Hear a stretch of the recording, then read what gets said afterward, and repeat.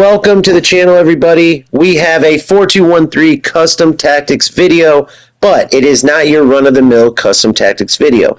And that is because we are going to give you the why. As in, why is this formation so strong in the current meta? So, typically speaking, you go into a custom tactics video, you get the player roles, the depth, the this, the that, you copy, you paste it, you go out, you play, and that's it. But guess what? Just because so-and-so told you this formation is powerful, or just because all these different pros or whoever are using this formation with these tactics, right, doesn't mean you're going to be successful with it. And that is because you have to know the ways this formation is strong. For instance, the ways that it helps you defensively and why it can snuff out an opponent's attack so good. The ways you can utilize it to be strong in the attack and the best scoring opportunities you can create in this formation, as well as the best way to build the ball up to create those scoring opportunities. These things are all important, not to mention the different settings, the player roles, right? You have to understand how these player roles shape out your play on the pitch, right? What passing lanes are you looking for, right? What kind of defensive shape and where on the field are you likely to win the ball? Where is this so strong defensively? What kind of runs are you going to look for that this formation does so well, with these certain settings? There's just so many things that are very often skipped over, and therefore you just don't find as much success as you can. Many times you also struggle and you blame it on maybe the tactics, and then you go copy and paste more tactics and you go over and over with the same thing. And sometimes you might even find success because you're very good individually, but guess what? You could do even better if you truly understood the why. And that is what I'm going to help you with today. And the first part of that is having you look at my team. I want you to recognize that this is not at the quote-unquote top of the power curve, right? For those of you who don't know, I took a long hiatus from the game when it was in the gutter and came back post-patch because now the game is incredible. But this team is seriously lacking from that hiatus from the game. However, it is still perfectly viable, especially because I know how to utilize the setup that I have, the tactics, the formation that I'm using. I know what these players do well, and I went out for the players that fit this formation, as well as the way that I want to play. And that will beat out taking the best individual players any day of the week, right? Your skill as a player, combined with players that fit your system, combined with using that system the right way, will beat out a lesser skilled player that has the best players, right, but isn't playing the right way, or has the best players, but they don't fit the system he plays. So let's get into the details so you understand the why and can go out and maximize your success out on the pitch. Now we are going to start with the build-up style and the defensive approach. So quite simply, the build-up style is counter, and the defensive approach is high with the number at 70. Now, why build-up style counter? Because at balanced, it just doesn't create enough movement in the attack. It is much more viable post-patch. However, particularly in this formation, counter helps kickstart your attack and gets players moving in the right direction. Many times here, I see players go to Tex or Innisvergang or Team Hullet or wherever, and guess what they use across the board many times? Balanced, right? Even their defensive line many times is 50, and that is because they are the top players in the world and can manually control their players in a way that most players can't. So, you use balance, and if you're not manually controlling your players in the right way, you struggle many times. Counter will help you in the attack, get your players moving in the right direction, and then you can choose to player lock or trigger them in a different direction or call them towards you, whatever you want to do. It's just counter will help. Once you win the ball, those players will move in the right direction in the attack, and it will help you find more passing lanes, right? Many times, especially in this post-patch, you won't even have to manually trigger runs because the runs are that good. However, even if you do, it is better to get them moving in the right direction as opposed to have to manually control each player.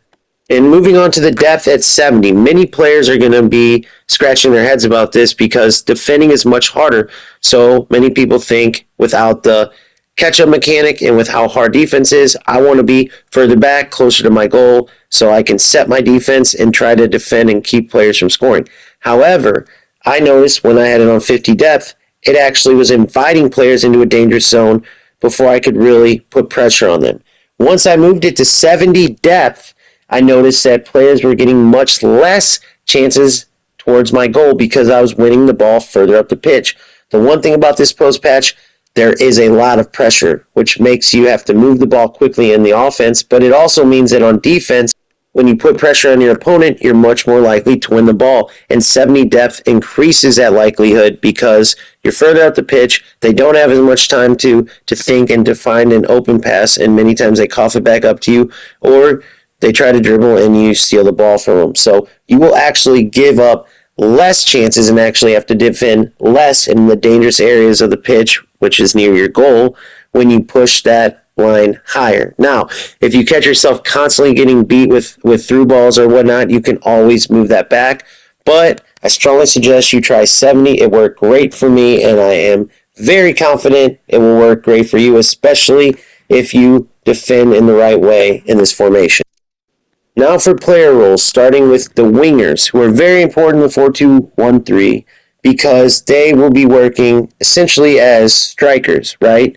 They can provide wing play and will provide wing play, but when you get the ball in the attack with these settings, they will be working close in with Haaland, and they're so important because within that 18-yard area, if you rush the shot, many times it will be blocked. That's just how it goes. There's plenty of spacing defensively, but because it's so easy to burn defenders, they're going to many times just try to anticipate where you're going and stay in front of you and hope you rush a shot. You shoot it into them, and boom, they get the ball back. Whereas if you simply take the extra pass, you will have a much, much higher chance of scoring. So work on taking that extra pass and having your wingers set as inside forward with balanced is the best way to go. The reason I go inside forward and balance as opposed to inside forward and attack is because when you're providing pressure, like defensively, right, sometimes their extra presence, just providing back pressure, can help you win the ball. And not only that, but when you win the ball on the defensive end and need to have an outlet pass, I found that when your wingers are an inside forward and attack,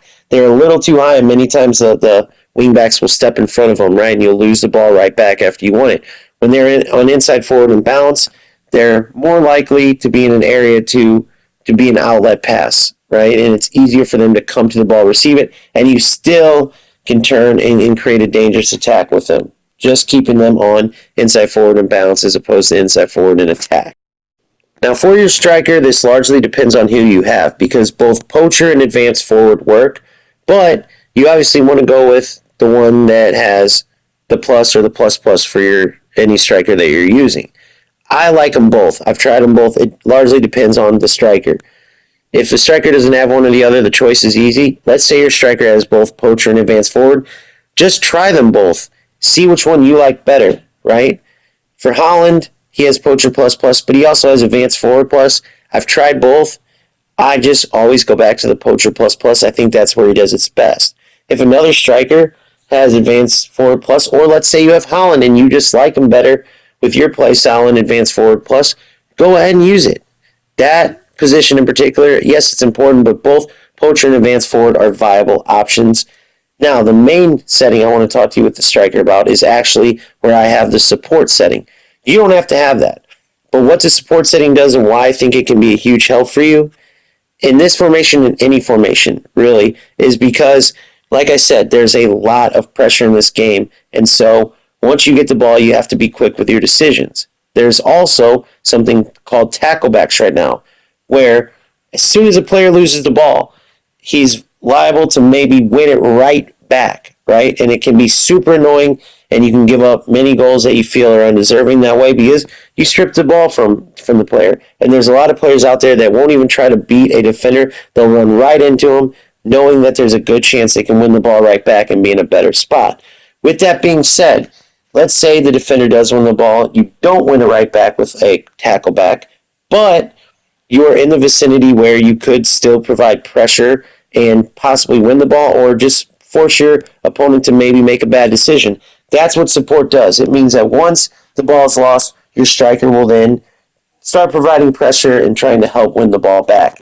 With a player like Haaland especially, just think big, strong, fast. he can knock defenders off the wall. He gets enough pressure. He's either going to win the ball back himself with a tackle, or he's going to force the defender to make a bad pass.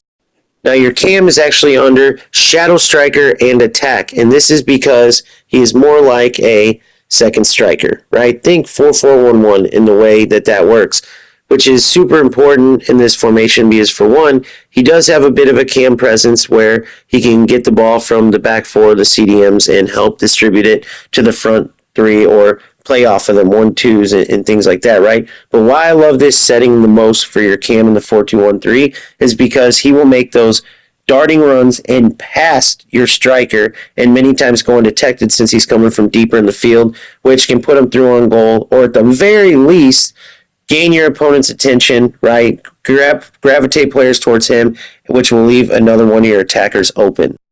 Now, moving into your CDMs, two extremely important players in this formation because they are the start of your defensive block. Now, I want to point out before going into the settings the type of players I look for here, which are more agile, right? Still excellent at defense, but they also have good passing, and they are your typical, let's say, like Declan Rice or Rodri, who are excellent defensively, but have more of a center back type of feel towards them, or a little bit rougher on the ball. Both the CDMs that I use, Matuidi and Caicedo, and I also have Indo with an evolution, are great ball winners, but they are also more agile enough to when they're on the ball, they can win the ball and then kind of get out of pressure to avoid, one, those tackle backs, and two, just immediately getting swarmed and losing the ball right back. So it comes in handy a lot to have the mobile, let's call them mobile CDMs, as opposed to more center back feeling more stiff CDMs. But going into setting, both are on holding and ball winning. It's simple as this. I want those two players staying at home in front of those two center backs, right? And from there, you will and are able to move them out wide, win the ball in the center, move them up a bit. They will get the ball offensively as far as transition goes and help you distribute to the front four. They're just super important, like the quarterbacks of this formation. Another reason why I want them more mobile, right? But holding and ball winning, the reason why I have those settings is because it makes them the most aggressive, particularly the ball winning. It makes them the most aggressive when players enter in and around that area in front of those center backs, right? And with these settings, they will get the lion's share of tackles, many times preventing your opponent from even getting into your attacking area. Now, for both wingbacks, they are under fullback and defend, and that is because I want them mainly staying in that shape with the back four. I don't want them pulling out of that shape unless I manually trigger them out of that shape, and you will trigger them out of that shape, whether it's to make runs in the offense, right, or you will pull them out of position to maybe put pressure on an opponent, but for their starting position in under AI control, I want them under fullback and defense so they stay in that defensive shape with your center backs. And speaking of center backs, as always, you do not touch them. They're under defender and defend. It is simply the best setting. There's no other setting to even consider. It's always defender, defend. Now, for me personally, I make sure my center backs always have the defender role under either plus or plus plus.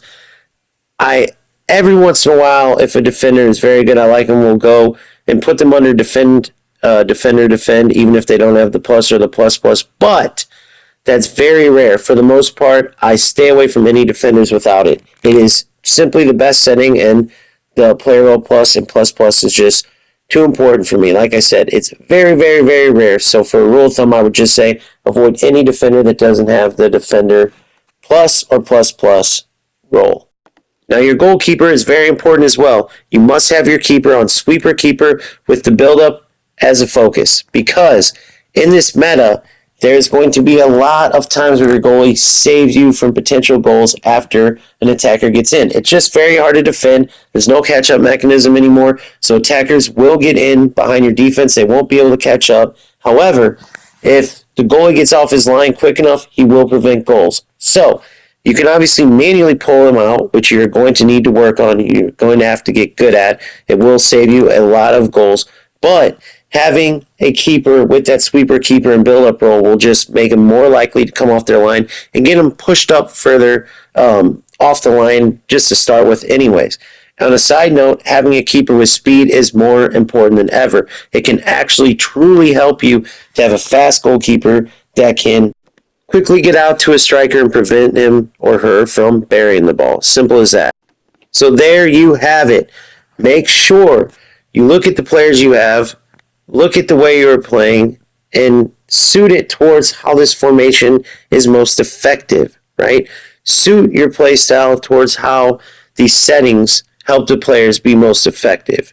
And if it doesn't fit, then go find another formation, go find another tactic setup to use, but make sure you are understanding the why, right? Because the more you understand the why this is so powerful, right, the better you can determine if it is going to be right for you. And if it isn't, then determining what formation and tactical setup will be right for you. So, as always, keep grinding. Make sure you have fun. And I will see you next time.